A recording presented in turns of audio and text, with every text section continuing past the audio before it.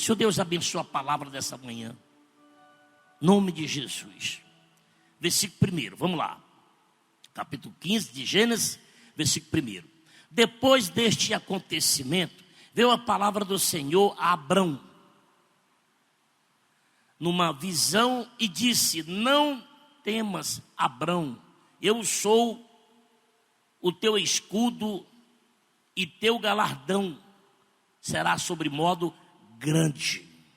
Respondeu Abrão: Senhor, Deus, que me haverás de dar, se continuo sem filhos, herdeiro da minha casa é o Damasceno Eliezer.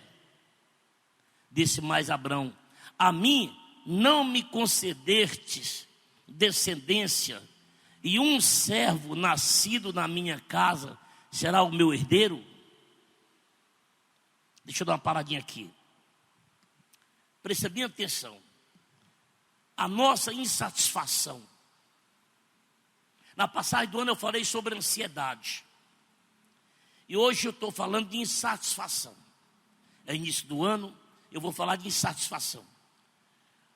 É normal o homem ser insatisfeito? É normal. Isso é da nossa natureza. A insatisfação, ela sempre está presente na vida do homem. Eu acredito muito quando o homem vive insatisfeito. Porque isso mostra que ele está vivo, mostra que ele tem ambição, mostra que ele tem vontade de chegar a algum lugar.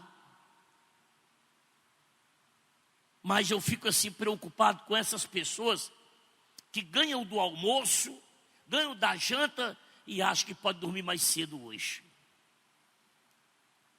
Quer dizer, eu falei da ansiedade na sexta-feira, estou falando hoje de insatisfação. De insatisfação. Ora, Deus fez uma promessa a Abrão. Mandou que ele saísse da casa, da sua parentela, e fosse para uma terra que ele, Deus, mandasse. Abrão entendeu, Abrão foi obediente, foi. Mas o maior objetivo de Abrão era ter um filho. A esposa queria ser mãe, o pai queria ser pai, mas ele tinha tudo, mas era como lhe faltasse o melhor, que era o filho. Ele tinha tudo, né? Tinha riqueza, tinha servos, tinha tudo. Deus estava sendo com ele em tudo. Eu estou falando de satisfação, mas ao mesmo tempo, eu quero dar essa palavra hoje para que você tome cuidado. Será que é justo a sua insatisfação? Será que há justiça? Será que há justiça com a minha insatisfação? Será que eu estou justo? Por outro lado, eu estou falando o seguinte, que eu não devo também cruzar os braços, mas tenho que tomar cuidado com aquilo que eu estou cobrando, com aquilo que vem dentro de mim, que me traz insatisfação.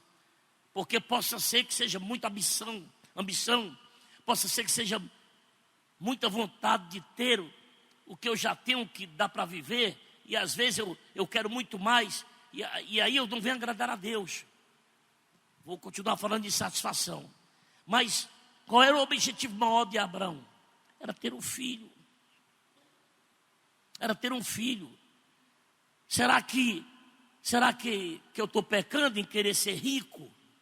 Será que eu estou pecando em querer ter um casamento abençoado? De querer ter um filho e ter um filho abençoado? Será que eu estou pecando em querer ter um carro novo, uma casa nova? Não, a gente sabe que não. E essa insatisfação tem que estar dentro de você, cobrando de você mesmo. Começa a cobrar de você, e depois de cobrar de você, você leva para Deus.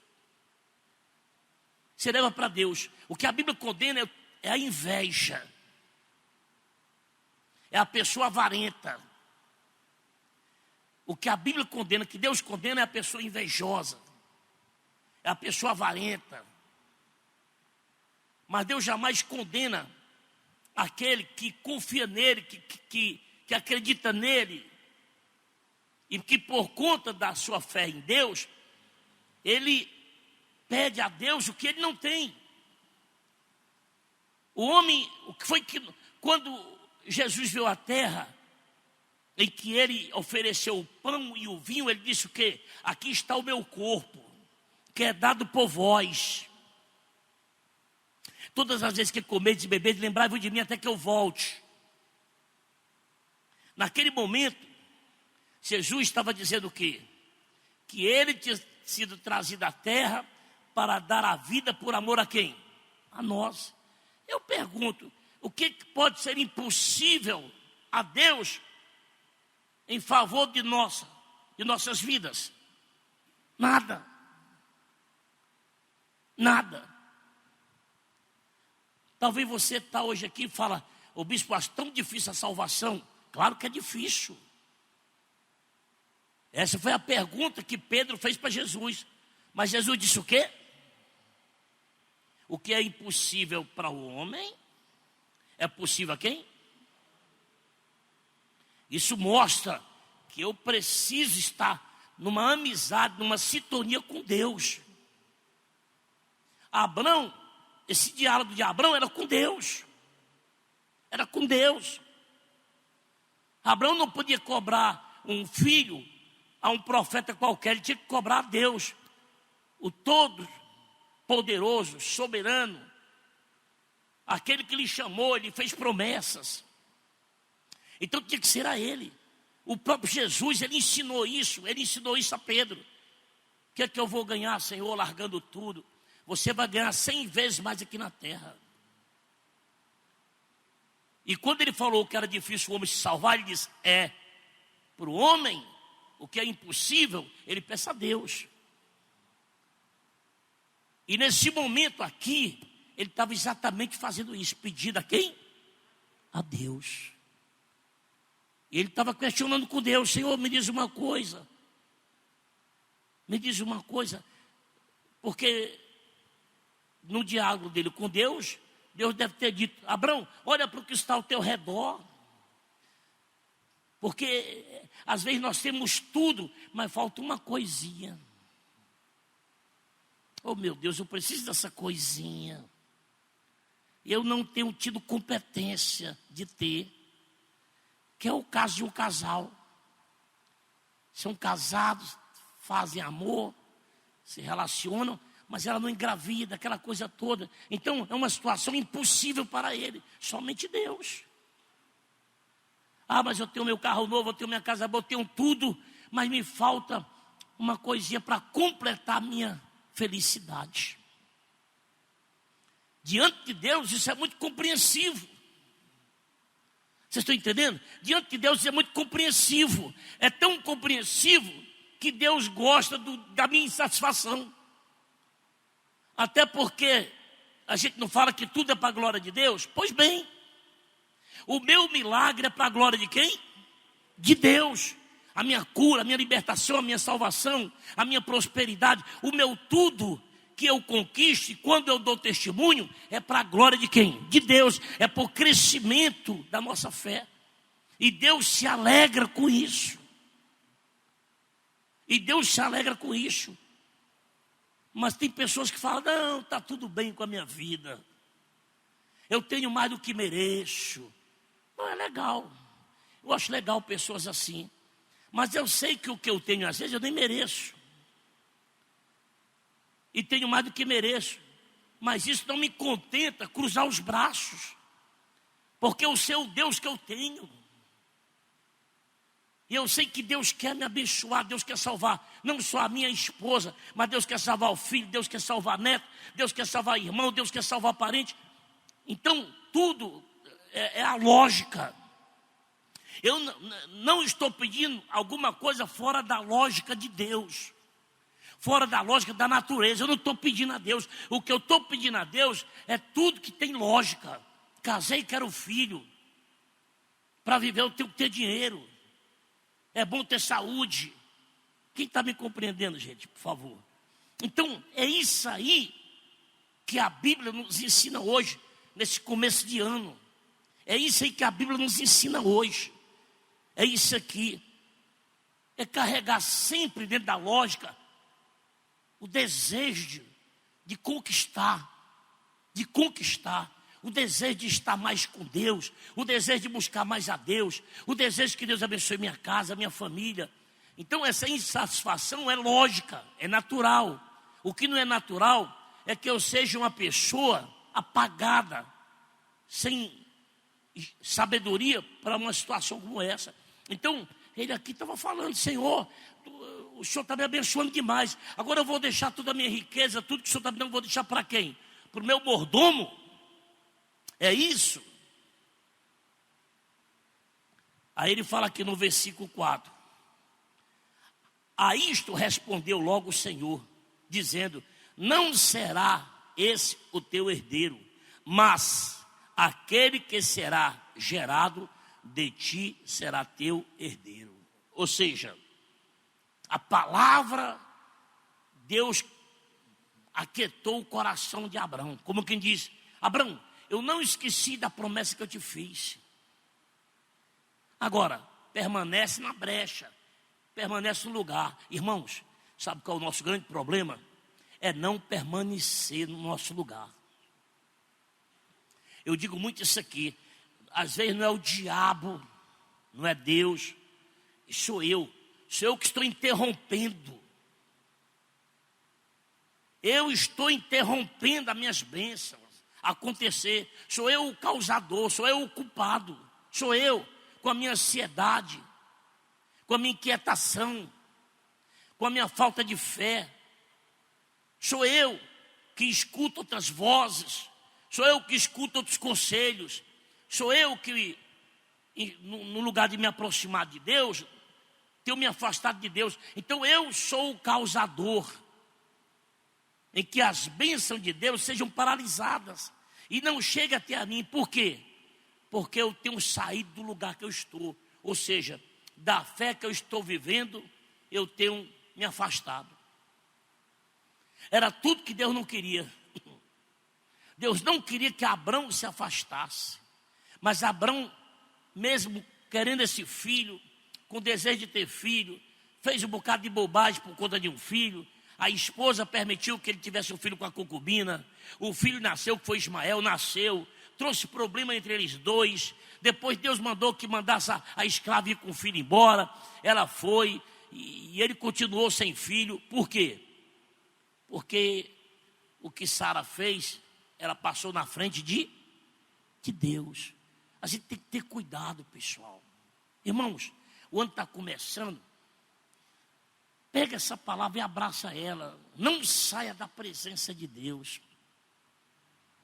E nem queira andar na frente de Deus. Quem tem que andar na nossa frente, quem é? É Deus. É Deus que tem que andar na nossa frente. E às vezes você não espera por Deus. Por quê? É como você não quisesse compromisso com Deus e quisesse encerrar com Deus o teu relacionamento. Não, eu quero encerrar logo meu relacionamento com Deus. Se Ele vai me dar banho, se Ele não me dá, eu acho que é de Deus pegar essa cadeira, eu vou levar. Porque você não quer compromisso com Deus. Aquele que quer compromisso com Deus, ele faz como Abraão. Ele permanece na presença de Deus, mas cobrando de Deus, buscando em Deus. Porque você vê que Deus se relacionou com ele. Deus conversou com ele aqui. É o que Deus quer. Através das minhas atitudes, Deus quer conversar comigo. Deus quer me dar segurança da promessa que Ele me fez. Mas eu preciso ter diálogo com Deus. Eu preciso. Nós todos precisamos. Eu não posso só lembrar de Deus quando eu venho na igreja. Eu não posso lembrar de Deus só quando eu venho na igreja. Eu não posso me lembrar de orar só quando eu venho na igreja. Eu não posso me lembrar do dízimo só quando eu venho na igreja, de uma oferta quando eu venho na igreja. Não! Isso tem que estar dentro de mim, a vontade de servir a Deus, a vontade de estar na presença dEle, para que Ele possa me abençoar. Mas é necessário que eu tenha essa parceria com Deus, porque Ele é meu Criador, Ele é o dono da minha salvação. Você não pode esquecer isso. Deus é o dono da sua salvação. Como é que eu posso me afastar do meu Criador? Como é que eu posso me afastar daquele que tem a minha vida futura nas mãos? Mas aí, muitas coisas entram na nossa vida e nós damos lugar a essas muitas coisas. Nós damos lugar, é a preocupação, é a notícia ruim, é uma paixão, é isso, é aquilo, e acaba me tirando do foco, acaba me tirando do lugar que eu estou. E aí, meu amigo, as coisas começam a dar errada. Você vê que Abrão, insatisfeito, porque lhe faltava algo. Mas todas as vezes que ele ia para Deus, Deus falava com ele. Foi o que ele disse aqui, no versículo 5. Então conduziu até fora e disse: olha para os céus, conta as estrelas, se é que pode. E lhe disse: será assim a tua posteridade. Deus disse: eu não quero te dar só um filho, não. Mas olha para o céu, conta as estrelas se tu pode. Assim será a tua posteridade, ou seja, assim será o teu futuro. Pai de muitas vidas, pai de muitas nações. O que tu está vendo aqui não é nada ainda. Permaneça na brecha, permaneça na minha presença, porque o que você está vendo aqui ainda não é nada. Se você acha muita coisa, ainda não é nada. Permaneça na minha presença, olha para os céus. Pois bem, isso aí, se tu puder contar, conta. Pois isso aí representa exatamente o que eu vou dar para ti. Amém? Como é que pode eu estar na presença de Deus e eu posso achar que Deus não vai me abençoar? É isso que o diabo quer, que eu perca a esperança da palavra de Deus. Porque quando o homem perde a esperança da palavra de Deus, então ele já está meio fora do seu caminho, meio distante do seu milagre. E nós precisamos aprender a acreditar na palavra de Deus. Acreditar. Amém? Aqui diz assim, no versículo 6. Ele creu no Senhor. E isso lhe foi imputado para a justiça. Isso lhe foi imputado para a justiça. Ou seja, porque ele creu, então tinha que haver justiça pela fé dele. Como ele creu, então seria mais do que justo que Deus cumprisse o que falou a ele.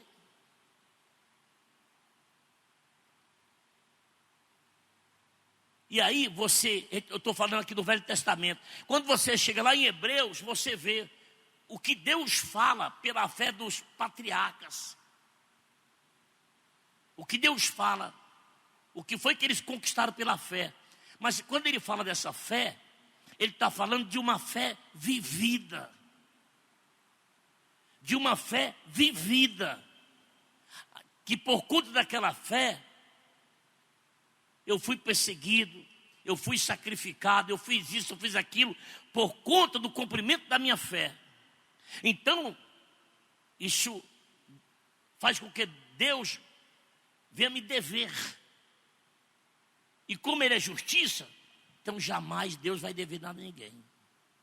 Ele vai ter que abençoar. Diga glória a Deus.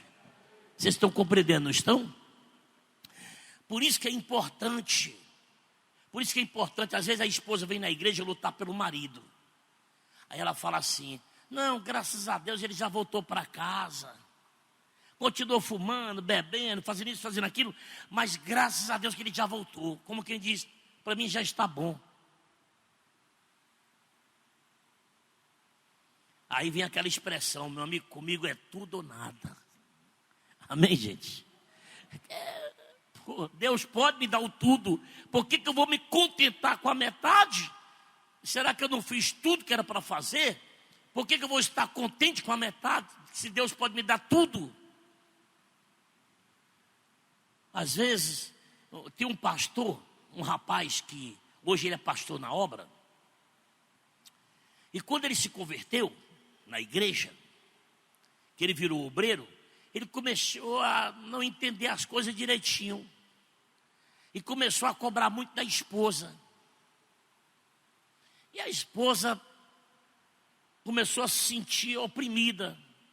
E quando foi um dia, ela foi embora de casa. Ela foi embora. E assim, ele é aquele tipo de homem que é Deus no céu e a esposa na terra. Muito apaixonado ele.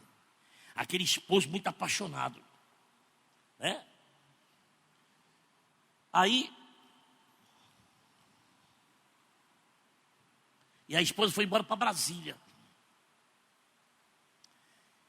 E ele ficou tão louco que eu fui dizer assim para ele: você já foi visitar o teu filho? Que ela deixou um filhinho, né? Com a mãe dela, com a família dela. E ele falou assim: eu lá quero saber de filho, eu quero a minha mulher. Aí eu, hein? Que paixão roxa, né? O cara quer saber do filho, quer saber só da mulher. Falei, tá. Aí uma vez, uma palavra de Deus para ele, que Deus me usou. Ele disse assim: o bispo, a minha esposa vai voltar. Mas ela me fez, olha aí, preste atenção. Ela me fez muitas observações. Que eu vou voltar, mas vai ser assim, assim, assim e assim. Aí eu falei: e você vai se sujeitar a isso? Não. Tudo diz que é Deus que vai trazer ela, então ela tem que vir transformada. Ela tem que vir transformada. Vou dar um conselho para você, não aceita não. Aí ele falou: sério? Foi sério. Não aceite não. Quando ela vier e determinando como é que tem que ser, você fala: não. Você não foi Deus que lhe trouxe não. Pode voltar, volte. Quando Deus lhe trouxer, você vai aceitar tudo como é para ser. Eu quero ser pastor, você vai aceitar ser mulher de pastor. Com medo que a igreja nos dê, pá. Aí ele me falou que ela tinha vindo. Aí ele me falou: bispo, ela veio. E quando ela terminou de falar tudo, eu disse para ela: não lhe quero de volta, porque você ainda não foi Deus que trouxe, não é você que está arrependido e quer vir, mas quer do seu jeito. E eu não posso viver do seu jeito. Nós temos que viver do jeito que Deus quer. E aí, ela foi embora. Aí eu falei: você não ficou preocupado não? Ele disse: não, porque o Senhor deu a palavra e eu criei, está no meu coração. Quando foi com 2 meses, a mulher voltou para casa. Voltou, disse para ele: voltei e eu quero fazer a obra de Deus junto com você. Até hoje eles são pastores da igreja. Até hoje. E olha que já houve situações que esse casamento era para ter se acabado, mas não acabou. Pelo contrário, está cada dia mais fortalecido. Mas para você ver o que é crer em Deus, o que é confiar em Deus. Mas eu fico triste com pessoas que às vezes Deus mostra um sinalzinho de bênção, ela já está contente e está bom, eu não vou lutar mais, não vou fazer mais nada. Para mim já está bom. O marido voltou para casa, o marido deixou de beber, mas ele ainda fuma. Deixou de... Querida ou querido, cadê a sua fé em Deus? Abraão podia ter se contentado com muito dinheiro, com muito gado, com muitos cavalos, muitos jumentos, muitos empregados. Ele podia ter ficado calado, sim ou não? Não, tá bom, nós temos saúde, nós temos felicidade. Eu vou ter mulher aqui, as concubinas, vou pegar menino com as concubinas. Não, ele não. Falou: não, Senhor, eu quero o meu próprio filho, filho da minha mulher. Eu não vou deixar o que o Senhor está me dando para um estranho, não. Para um empregado meu, não. Mas é isso que Deus quer da gente. Irmãos, é isso que Deus quer de cada um de nós. É isso que Deus quer, porque Deus quer que você tenha testemunho. Deus quer ser glorificado no meio da tua família. Quer ser glorificado onde você trabalha, onde você vive. Deus quer ser glorificado. É isso que Deus quer. Você era doente, passado pela medicina, você foi curado. Quem te curou foi Deus. Quem te prosperou foi Deus. Quem restaurou o teu casamento foi Deus. E Deus está sendo glorificado por conta da minha fé. Esse mérito é seu. E Deus não quer o seu mérito. O mérito é seu. Claro que porque você teve uma fé em Deus. E Deus trabalhou e te deu vitória. Amém? Amém? O que ele falou aqui no versículo 5? No versículo 5, então conduziu até fora e disse: olha para os céus e conta as estrelas, se é que podes. E ele disse: será assim a tua posteridade. E ele creu no Senhor. Ou seja, essa palavra, ele creu no Senhor, isso quer dizer o quê? Que ele aquietou o coração. Ele aquietou o coração. Isso não quer dizer que ele aquietou o coração e cruzou os braços, não. Isso quer dizer que ele aquietou o coração em continuar na presença de Deus, continuar servindo a Deus com perseverança. Por quê? Porque o meu milagre vai chegar. É isso. Essa palavra creu quer dizer isso. Não quer dizer acomodação, não. Quer dizer que ele permaneceu na sua perseverança para ser abençoado por Deus. Só o último versículo, versículo 8. Perguntou-lhe Abrão: Senhor Deus, como saberei que hei de possuí-la? Ainda foi, está vendo aí? Senhor, me dá um sinal aí. Eu quero ficar certo, me dá um sinal. Respondeu-lhe: toma-me uma novilha, uma cabra e um cordeiro, e cada qual de 3 anos. Uma rola e um pombinho. E ele, tomando todos esses animais, partiu-os pelo meio e lhe pôs em ordem as metades, umas defronte das outras, e não partiu as aves. E as aves de rapina desciam sobre os cadáveres, porém Abrão os enxotava. Aí Deus disse: tu quer saber que eu estou falando a verdade ou não? Tu vai fazer aqui um sacrifício. E ele fez. Mas o que quer dizer as aves de rapinas? Os animais que vinham para comer aquilo que Deus mandou apresentar para Deus.